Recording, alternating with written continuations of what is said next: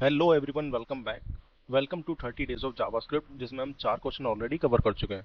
Closure के वो questions थे। आज हम स्टार्ट करेंगे बेसिक एरे ट्रांसफॉर्मेशन। तो आपने पहले के 4 क्वेश्चन नहीं करे तो मैं आपको रिकमेंड करूंगा कि आप पहले 4 क्वेश्चन करें, then you can move to this basic array transformations. तो आज हम करते हैं अपना question number 5, that is apply transform over each element in array. तो देखते हैं हमारा क्वेश्चन बेसिकली क्या कह रहा है। Given an integer array ARR and a mapping function FN, return a new array with a transformation applied to each element. तो दो चीजें इस स्टेटमेंट में बोली गई हैं। पहला, हमें एक न्यू एरे रिटर्न करना है। न्यू एरे रिटर्न करने के लिए हमें पहले एक न्यू एरे बनाना पड़ेगा। सेकंड चीज, ट्रांसफॉर्मेशन अप्लाइड करके वो रिटर्न करना है। तो बेसिकली नया एरे रिटर्न करना है और उस पर कुछ ट्रांसफॉर्मेशन करनी है। The return array should be such that return array of i equals to function array of i comma i. तो ये भी हमें बता दिया क्वेश्चन ने कि हमें जो रिटर्न एरे होगा वो कैसा होगा। Please solve it without built in array dot map method. तो एक मैप मेथड भी होता है एरे के अंदर, वो हमको यूज नहीं करना है इन दिस केस। एग्जांपल देखते हैं इसका। जैसे हमारे पास एक एरे दिया हुआ है 1 2 3 और एक फंक्शन दिया हुआ है फंक्शन +1। तो अभी क्या करेगा, एरे के हर एलिमेंट में +1 कर देगा एंड एक नया एरे बना के रिटर्न करेगा। तो ये फंक्शन बेसिकली कुछ भी हो सकता है। जैसे इस केस में +1 है, सेकंड एग्जांपल में ये +i है। इसमें हम कुछ भी i की वैल्यू पास करें तो हर एलिमेंट को हम n+i करना है और एक नया एरे रिटर्न करना है। Similarly in the third example हमें एक फंक्शन दिया है कांस्टेंट, जिसमें एक वैल्यू दी है कांस्टेंट वैल्यू, जो कि रिटर्न करिए 42। तो एरे के जितने भी इंडेक्स हैं उन सभी पे 42 आ जाए and the function always return 42। तो अब हम चलते हैं अपनी सॉल्यूशन पे।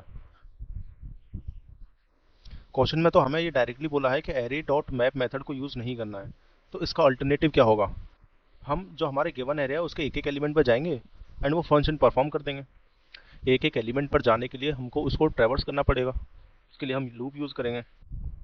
सो देखते हैं।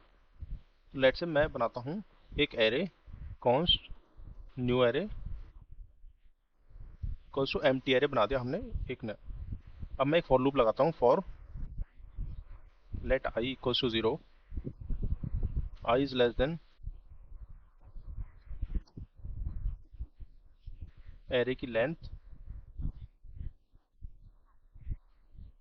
And i plus plus.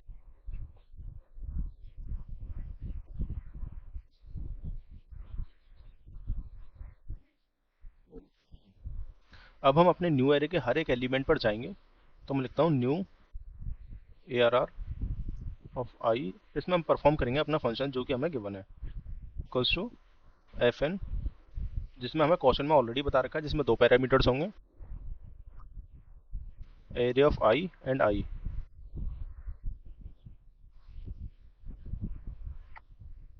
और बाहर निकल के हमको एक नया एरे रिटर्न करना है। अब इसको एक बार रन करके चेक करते हैं। तो हमारा ये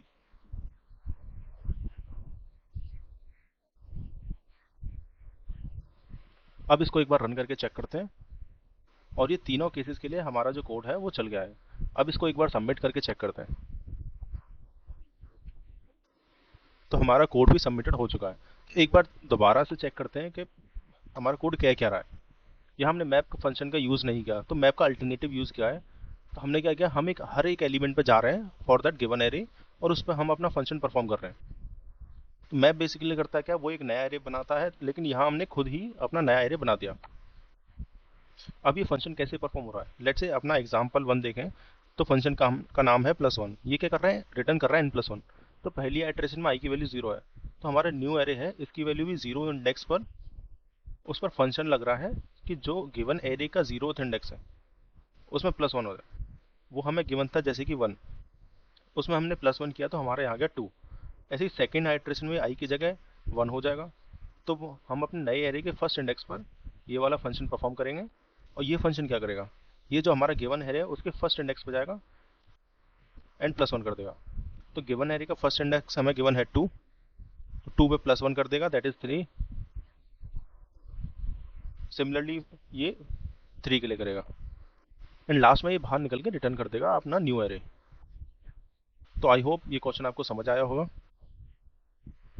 अगर आपको कोई भी डाउट हो, you can ask me in the comment section and video अच्छी लगी हो तो लाइक जरूर करना। So will see you in the next one. Thank you.